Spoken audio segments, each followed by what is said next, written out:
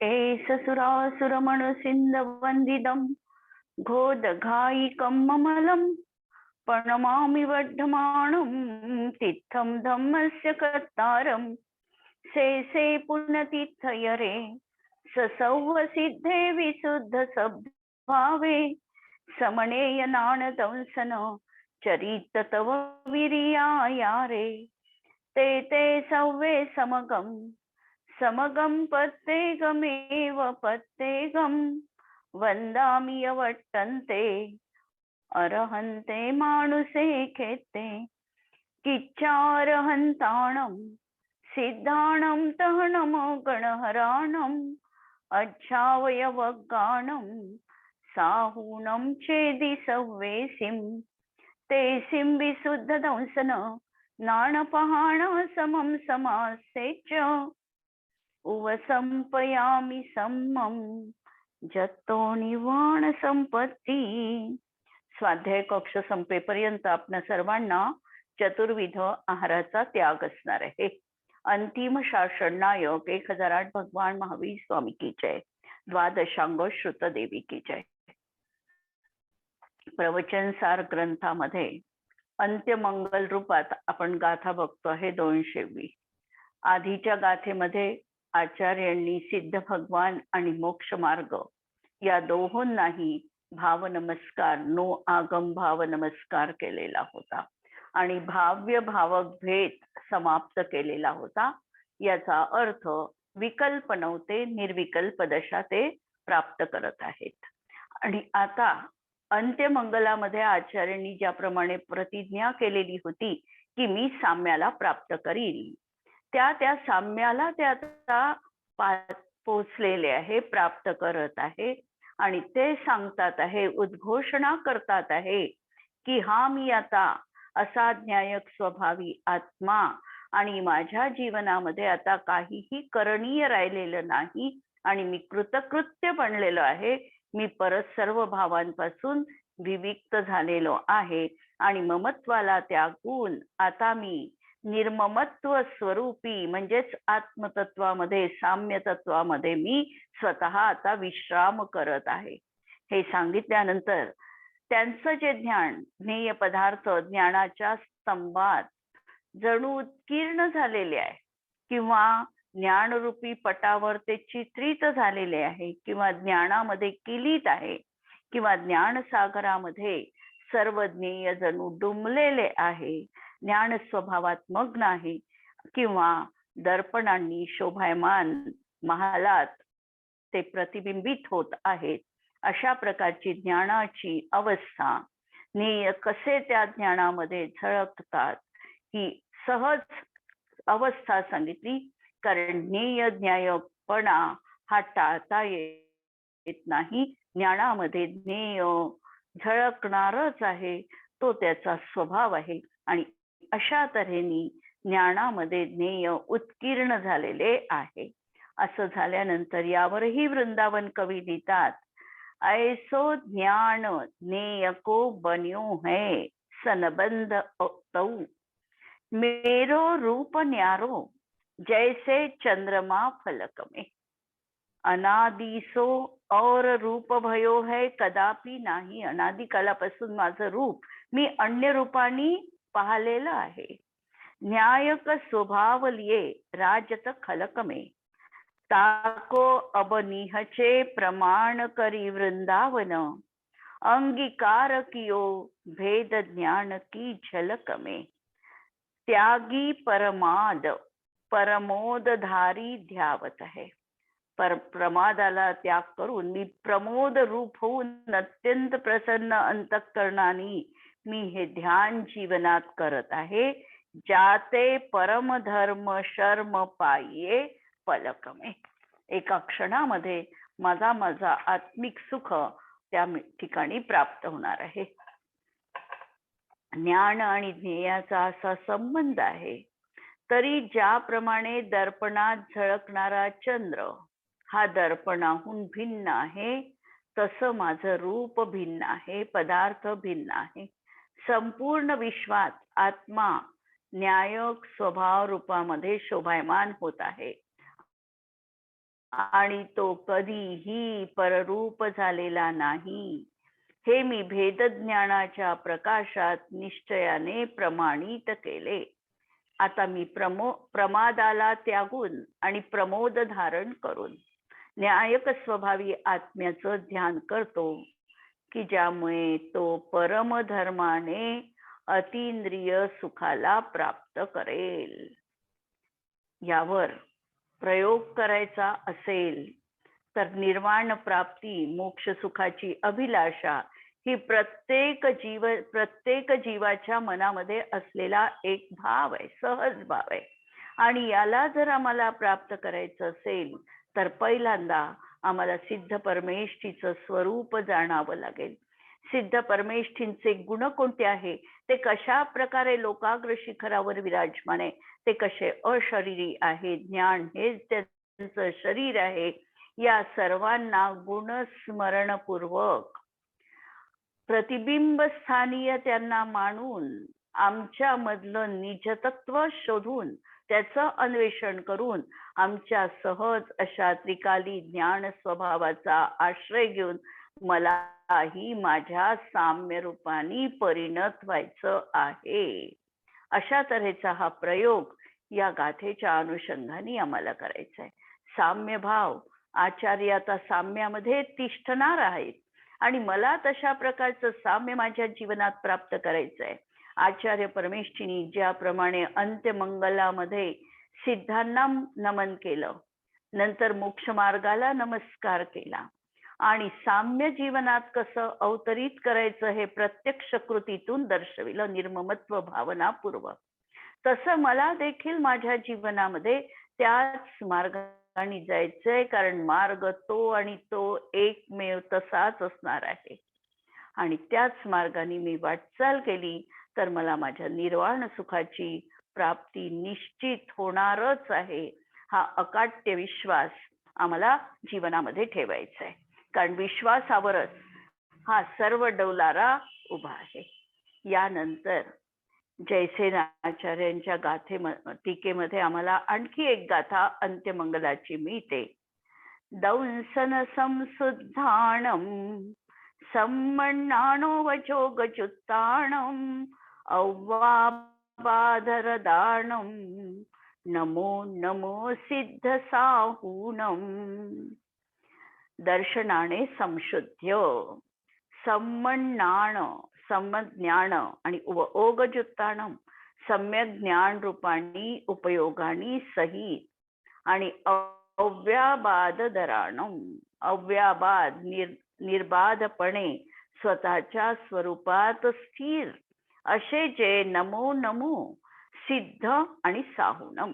सिद्ध आणि साधूंना नमो नमो, दोनदा नमो शब्द वापरला, याचा अर्थ वारंवार वारंवार किंवा नित्य नित्य हा नमस्कार असो. आणि या टीकेचा भाव स्पष्ट करताना त्यांनी सम्यक दर्शनाने शुद्ध म्हणत असताना 3 मूढतांनी रहित, 6 अनायतांनी रहित, 8 गुणांनी सहित, 8 मदांनी रहित अशा तऱ्हेने सम्यक दर्शन शुद्ध होतं. ही व्यवहार सम्यक दर्शनाची भूमिका स्पष्ट केली.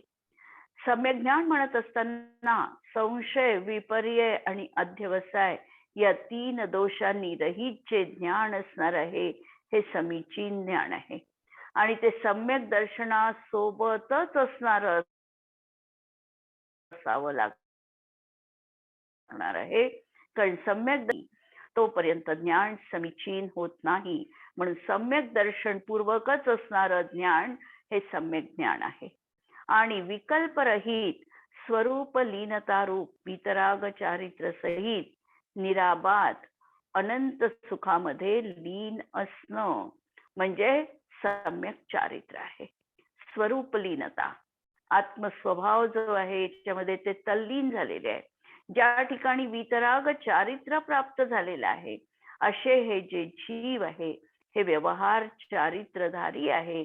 आणि अशा तऱ्हेने या सर्वांना प्राप्त ज्यांनी केलेलं आहे ते सिद्ध, आणि सिद्ध शब्दाचा वाच्य त्यांनी घेतला अरिहंत आणि सिद्ध दोन्हीही.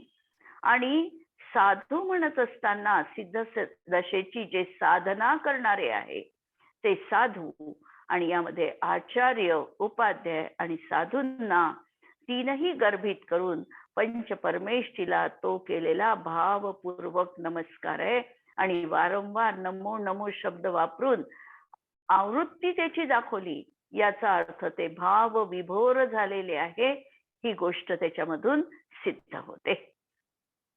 आणि अशा तऱ्हेने ह्या अंत्यमंगलाच्या गाथा संपल्यानंतर आम्हाला 3 पद्य या ज्ञेयतत्व महाप्रज्ञापन अधिकाराच्या समापनाच्या दृष्टीने प्राप्त होतात. आचार्य अमृतचंद्रांनी हे लिहिलेलं आहे. जैनं ज्ञानं ज्ञेयतत्व प्रणेतु स्फीतं शब्द ब्रह्म सम्यक् विगाह्य संशुद्ध्यात्म द्रव्यमात्रेकवृत्त्या नित्यं युक्ते स्तीयते स्माभिरेवम्. पहा, या गाथेमध्ये हे सांगितलेलं आहे की अशा प्रकारे ज्ञेयतत्वाला समजविणाऱ्या, ज्ञेयतत्व, आम्हाला ज्ञेयतत्वाचं प्रथमतः यथार्थ प्रतिपादन किंवा आम्हाला यथार्थ बोध आधी व्हावा लागेल. ज्ञेयतत्व आणि ज्ञानतत्व हे 2 अधिकार आचार्यांनी कथित केले. ज्ञानतत्वामध्ये ज्ञानरूप आत्मा आणि ज्ञेयतत्वामध्ये ज्ञेयरूप आत्मा, या दोन्ही बाजूंना आम्हाला स्पष्ट समजावं लागेल. म्हणून ज्ञेयतत्वाला समजविणारे असे काय आहे, तर शब्द ब्रह्मरूप, भगवंतांची जी दिव्य ध्वनी जी आचार्यांपासून आमच्या पर्यंत पोचलेली आहे, हे आहे शब्द ब्रह्म, की ज्या माध्यमातून, ज्या वाणीच्या माध्यमातून आत्मतत्व दाखविलं जाईल त्याला म्हणायचं शब्द ब्रह्म. ब्रह्म म्हणजे आत्मा.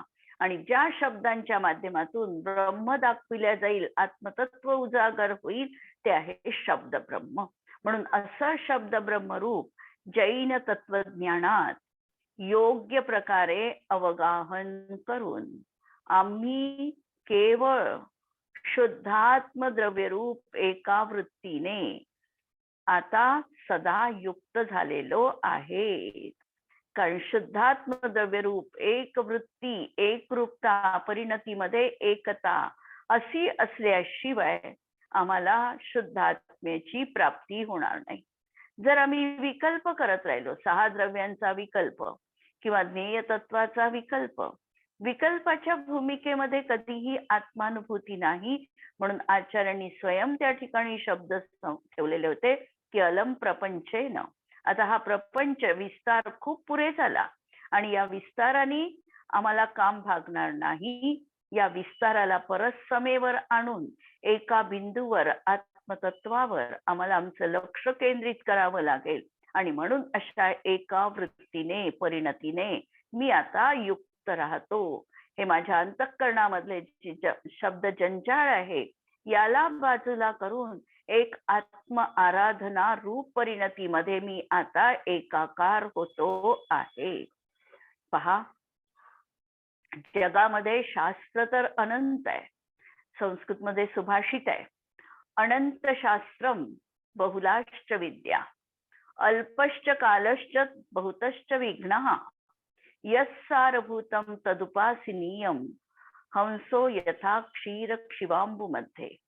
अनंत शास्त्र जगामध्ये विद्यमान आहे, आम्ही त्याचं पारायण करू शकत नाही. विद्या विद्या म्हटलं तरी अनंत विद्या जगामध्ये विद्यमान आहे आणि आम्ही त्यालाही अवगत करू शकत नाही, कारण आमच्या जवळ काल अल्प आहे, अल्पश्च कालश्च आणि बहुतश्च विघ्न, आणि त्यामध्ये देखील विघ्न येतच राहतात. कितीही आम्ही निश्चय केला की आम्हाला हे करायचं आहे आणि आम्ही वेळ देखील नियुक्त केली तरी देखील त्याच्यामध्ये विघ्न हे मधून मधून येतच असतात. आणि म्हणून आम्हाला आराध्य काय आहे, आम्ही कशाला बघायला पाहिजे, तर यस्सारभूतम तदुपासनीयम. जे सारभूत सांगितलेलं आहे ते आम्हाला ग्रहण करता आलं पाहिजे.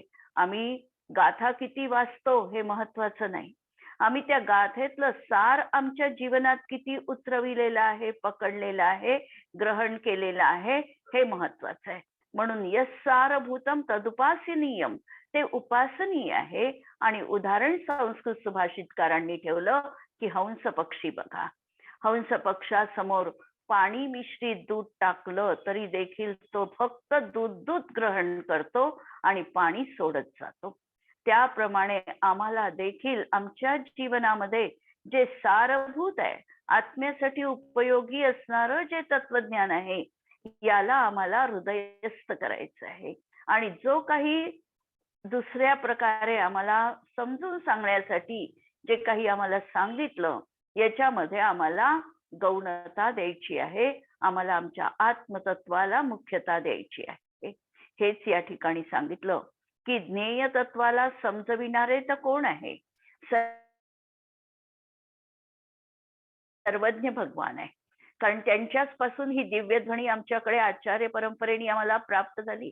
आणि आम्ही जसं म्हणतो की सर्वज्ञ देवा हा, तदुत्तर ग्रंथकर्तार श्री गणधर देवा हा, प्रतिगणधर देवा हा, आणि तेषां वचनानुसार, त्यांच्या वचनाला अनुसरण करून आचार्यांनी ही दिव्यध्वनी आमच्यापर्यंत जशीच्या तशी पोचविण्याचं कार्य केलेलं आहे. त्यांनी जी वितरागता सर्वज्ञ भगवंतांनी प्रतिपादन केली, तीच वितरागता आम्हाला आचार्यांच्या ग्रंथामध्ये देखील दिसते. आणि अशी ही वितरागता प्रगट झाल्यावर आम्हाला सर्वज्ञता जीवनात प्रगट होणार आहे. दिव्यध्वनीत वस्तूचं स्वरूप प्रगट झालेलं आहे. याला शब्द ब्रह्म असं म्हणतात. आणि त्याला समजण्यासाठी ही शास्त्राची रचना आहे. आणि आता आचार्य म्हणत आहे की मी या शुद्धात्म द्रव्य रूप एका वृत्तीने म्हणजेच परिणतीने सदा युक्त राहतो. अशा तऱ्हेचा पहिला कलश आपण बघितला. आता दुसऱ्या कलशामध्ये सांगतात, ज्ञेयी कुर्वन्यंजसा सीम विश्वम, ज्ञानी कुर्वन् नेयमाक्रांत भेदम, आत्मी कुर्वन् ज्ञानमात्मान्य भासी, स्फुर्जत्यात्मा ब्रह्म संपद्य सद्य. की हा आत्मा ब्रह्माला किंवा सिद्धत्वाला प्राप्त करून असीम विश्वाला एका समयात ज्ञेय रूप करत. पहिल्यांदा तर काय केलं, हा आत्मा सर्वज्ञत्वाला परमात्म पदाला प्राप्त झाला. आणि परमात्म पदाला प्राप्त झाल्यामुळे असीम विश्व जे आहे, या विश्वाला एका समयात यांनी प्रत्यक्ष जाणलं. असा हा असीम विश्वाला एका समयात ज्ञेय रूप करत भेदांना प्राप्त ज्ञेयांना. आता त्याच्या स्वच्छत्व शक्तीमध्ये, ज्ञान शक्तीमध्ये सर्व विश्वातील ज्ञेयाचं प्रतिबिंब पडलेलं आहे. म्हणजे सर्वांचे आकार प्रतिभासित झाले, भेद प्रतिभासित झाले. अशा भेदांना प्राप्त ज्ञेयांना त्यांनी ज्ञानरूप केलं. आणि ज्ञान रूप करत ज्ञानाला आता आत्मरूप केलं. असा हा आत्मा स्वयं दैदिप्यमान हो. अशा प्रकारचा हा दुसरा उपांत्य कलश आचार्यांनी या ठिकाणी ठेवलेला आहे. यामध्ये हे सांगायचं आहे की पहिल्यांदा तर आम्हाला प्राप्ती कशी होणार आहे. आम्हाला प्राप्ती जी होणार आहे ही परमात्म पदाची प्राप्ती झाली. परमात्म पदाची प्राप्ती झाली की सर्वज्ञत्व केवल ज्ञानाची प्राप्ती तिथे होणार. केवल ज्ञानाची प्राप्ती झाल्यास समयीच आमच्या त्या ज्ञानामध्ये, ज्ञानाच्या स्वच्छत्व शक्तीमुळे अनंत जगामधले ज्ञेय युगपत सर्व गुण पर्यायांनी प्रतिबिंबित होणार आणि भेदसहित प्रतिबिंबित होणार. गोळा बेरीज रूपाने हे ज्ञान जाणत नाही, सविकल्प रूपाने म्हणजे प्रत्येक पदार्थ पृथक पृथक रीतीने त्यांच्या ज्ञानाचा विषय बनलेला आहे. असा हा भेदांना प्राप्त असे ज्ञेय झाले. मग आता या ज्ञेयांना काय केलं त्यांनी, ज्ञानरूप केलं. म्हणजे ते ज्ञेय ज्ञानामध्ये झळकले. सगळी ही भाषा थोडी अलंकारिक आहे. अशी ती ज्ञेयांना ज्ञानरूप केलं आणि ज्ञानाला आता आत्मरूप करत आहे. म्हणजे जणू अभेद कथन करून हा आत्मा स्वयं तशा प्रकारे दैदिप्यमान रूपाने प्रकाशित होतो आहे. ही गोष्ट या दुसऱ्या कलशामध्ये सांगितलेली आहे. आणि तिसऱ्या याच्यामध्ये सांगितलं आता की द्रव्यानुसारी चरणं चरणानुसारी द्रव्यं मिथो द्वयमिदं ननु सव्यपेक्षं तस्मान् मुमुक्षरधिरोहतु मोक्षमार्गं द्रव्यं प्रतीत्य यदि वा चरणं प्रतीत्य. द्रव्यानुसारी चरणं, आचरण, चरण कसं असणार आहे तर द्रव्यानुसारिणी, द्रव्याच्या अनुसार आचरण असणार आहे. जसं आम्ही द्रव्याचं श्रद्धा ज्ञान करू, आम्हाला जसं वस्तुतत्व जगामधलं ज्ञात होईल त्याप्रमाणे आमचं जीवनात आचरण ठरणार आहे.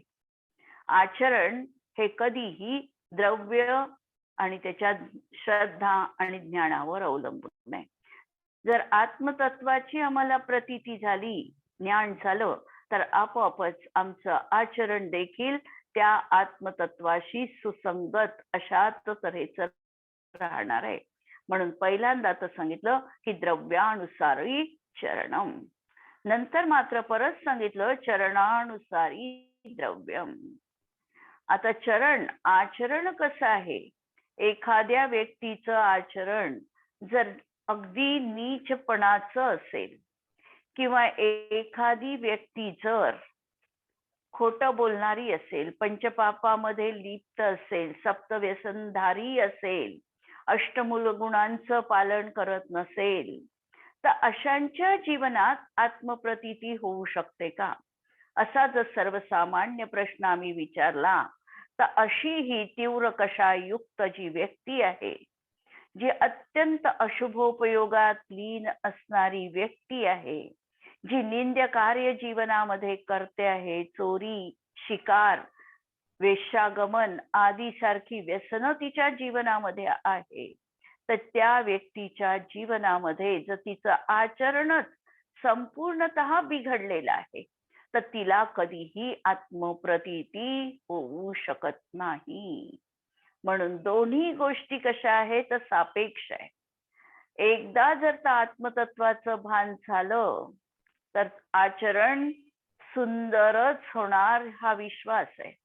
आणि जर आचरणच बिघडलेलं असेल, आचरण नसेल, तर आम्हाला आत्मप्रतीती देखील होणार नाही. म्हणजे आत्मप्रतीती करण्यासाठी आम्हाला काही गोष्टी आमच्या आचरणामध्ये असाव्या लागेल. सरळ हृदय असावं लागेल, मनुष्य प्रामाणिकता जीवनामध्ये असावी लागेल, सत्यवादी आम्ही असावं लागेल, परोपकाराचा सहज भाव आमच्या जीवनात असावा लागेल, प्राण्यांची हिंसा करताना भयभीत अंतःकरण ज्याचं आहे, म्हणजे अशा प्रकारचं ज्याचं आचरण असेल त्याला सम्यक दर्शन प्राप्तीची योग्यता असू शकते. म्हणून या दोनही कल्पना अशा प्रकारे सापेक्ष कल्पना आहे. एकाला आम्ही प्रधानता देऊन दुसऱ्याला आम्ही त्या ठिकाणी गौणता देऊन जरी कथन करत असू, पहिल्या याच्यामध्ये द्रव्याला मुख्यता दिली, आचरणाला गौणता दिली, नंतर आचरणाला मुख्यता देऊन कथन केलं आणि आम्ही अनुभूतीला थोडी गौणता दिली. परंतु असं असताना देखील दोनही एकमेकांवर अवलंबून आहे. ज्याच्या जीवनामध्ये सम्यक दर्शनाची प्राप्ती होणार आहे असा जीव हा मंद कषायीच असला पाहिजे. तीव्र अशुभ परिणामातून कधीही सम्यक दर्शनाची प्राप्ती होत नाही. सम्यक दर्शन प्राप्तीपूर्वी विशिष्ट योग्यता त्याची यावी लागते. त्याच्या जीवनात प्रथमतः तर 5 लब्धी सांगितलेले आहे. क्षयोपक्षम लब्धी विशुद्धी लब्धी, देशना लब्धी, प्रायोग्य लब्धी आणि करण लब्धी. प्रायोग्य लब्धीमध्ये देखील एवढी आता कषायांची मंदता त्याची झालेली आहे, इतकी परिणामांमध्ये उज्ज्वलता आलेली आहे. आचरण पाहायचं असेल तर ते आचरण त्या ठिकाणी अशा प्रकारचं मंद परिणाम युक्त असा भाव त्याच्या जीवनामध्ये अवतरित झालेला आहे.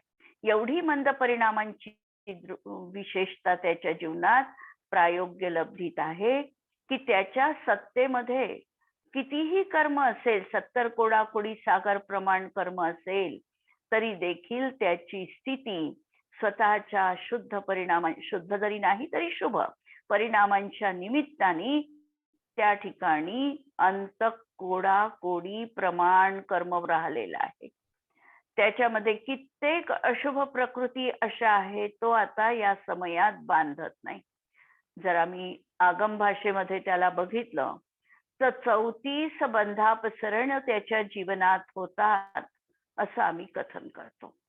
34 बंधापसरणामध्ये कित्येक प्रकृती अशुभ प्रकृती आहे. नरक गती, नरक गत्यानुपूर्वी, हुंडक संस्थान, असंप्राप्त स्पृस्पाटिका, संवनन, नीच गोत्र, तिर्यंच गती, तिर्यंच गत्यानुपूर्वी, या अशा काही त्यांच्या जीवनात प्रकृती आहे की ह्या प्रकृती आता प्रायोग्य लब्धीपासूनच त्याचं बांधणं बंद झालेलं आहे.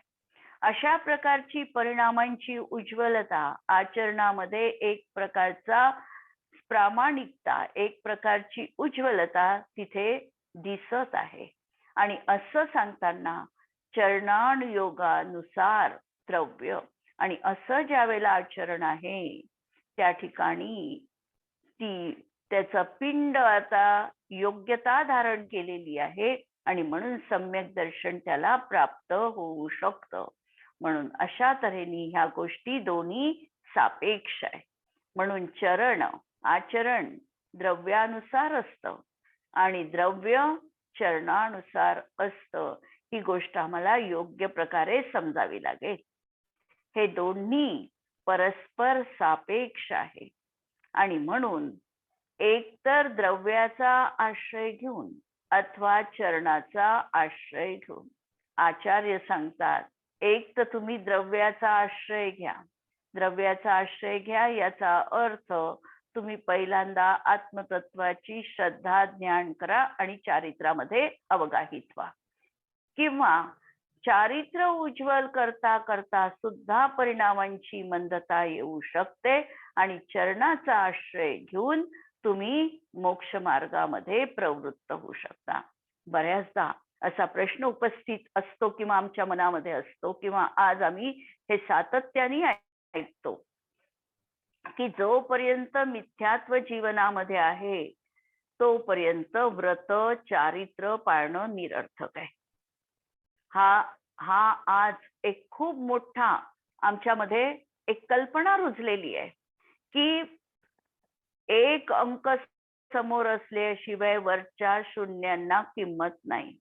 बिंदी असल्याशिवाय भाल शोभून दिसत नाही. अशा प्रकारच्या अनेक गोष्टी आज आम्ही ऐकतो आणि जोपर्यंत मिथ्यात्व जात नाही तोपर्यंत आमचं ज्ञान निरर्थक आहे, चारित्र्य निरर्थक आहे असं आम्ही एकांताने म्हणतो. अनेकांत याही ठिकाणी आम्हाला लावायचं आहे की सम्यक दर्शन प्राप्त होण्याची जी आमची योग्यता असेल, जो आमचा उपादानगत काल असेल, त्या समयी आम्हाला सम्यक्त्वाची प्राप्ती होणार आहे. त्याच्यामध्ये आम्ही बदल करू शकत नाही. पण जर आम्ही आचरणामध्ये देखील शिथिलता दाखविली, मला सम्यक दर्शन नाही आणि आचरण करून काही उपयोग नाही असं जर आम्ही एकांताने म्हणत असू तर त्यांनी या श्लोकाचं मार्मिक रीतीने विश्लेषण बघावं. त्यांच्यासाठी सांगितलं की जर आचरण अशुभ प्रवृत्ती युक्त असेल, जर तू अशा प्रकारे पाप कार्यामध्ये लीन असेल, आज आपण बघतो की आमच्या जीवनात सम्यक दर्शन आहे की नाही हे आम्ही गोष्ट भवितव्यावर सोडून द्या, पण आम्ही जाणीवपूर्वक अशुभापासून निवृत्त होऊ शकतो का आणि शुभामध्ये प्रवृत्ती करू शकतो का, हा भाव आम्ही प्रकर्षाने अंतरंगामध्ये आम्हाला अन्वेषण करायचंय. दोन गोष्टी आमच्या समोर आहे. एक म्हणजे आम्ही टीव्ही बघतो आहे आणि दुसरी गोष्ट आमच्या समोर शास्त्र आहे. आम्ही काय स्वीकार करू? आम्हाला अशुभात जायचं की आम्हाला शुभात जायचं? वेळ कॉमन वेळ आहे. त्याच वेळेचा आम्हाला उपयोग करायचा आहे. तो वेळ आम्ही टीव्ही बघण्यातही घालवू शकतो किंवा शास्त्र स्वाध्यायातही घालवू शकतो किंवा सामायिकासाठी क्रियाही करू शकतो. आणि इथे करताना आम्हाला बघायचं आहे, याचा निर्णय आम्ही करायचा आहे. आणि जर आम्ही अंतरंगात असं म्हणत असू की सम्यक्त्व नाही, काय करायचं शास्त्र वाचून? निरर्थक आहे. काय करायचं सामायिक करून?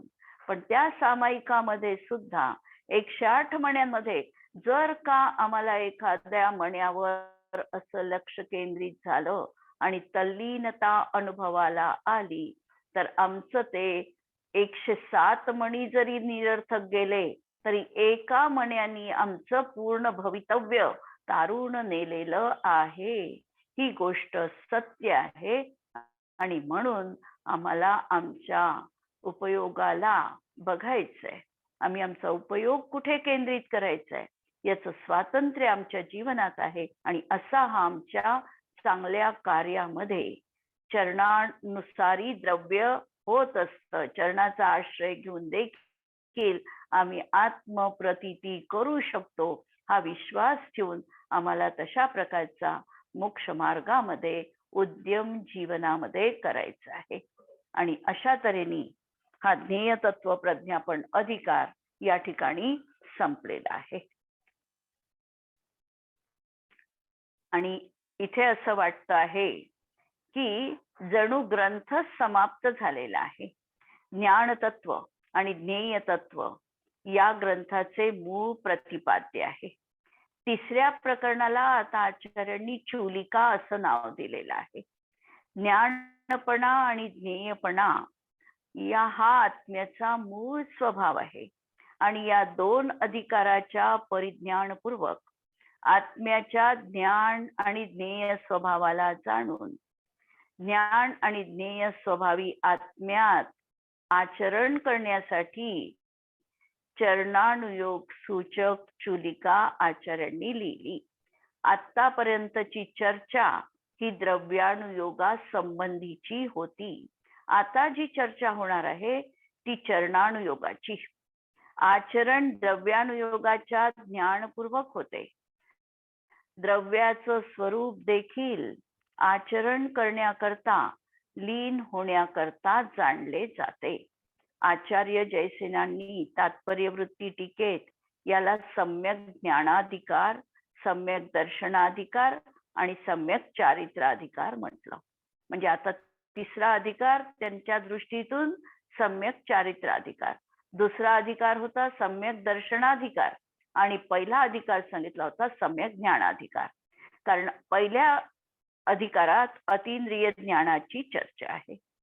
ज्ञेय तत्व प्रतिपादित वस्तू स्वरूप समजल्याशिवाय सम्यक दर्शन होत नाही, म्हणून दुसऱ्या अधिकाराचं नाव त्यांनी ठेवलेलं होतं सम्यक दर्शनाधिकार. आणि आता आचरणाची चर्चा आहे म्हणून हा आता तिसरा अधिकार चारित्राधिकार, ज्याला अमृतचंद्र आचार्यांनी चरणानुयोग चूलिका असं म्हटलेलं आहे.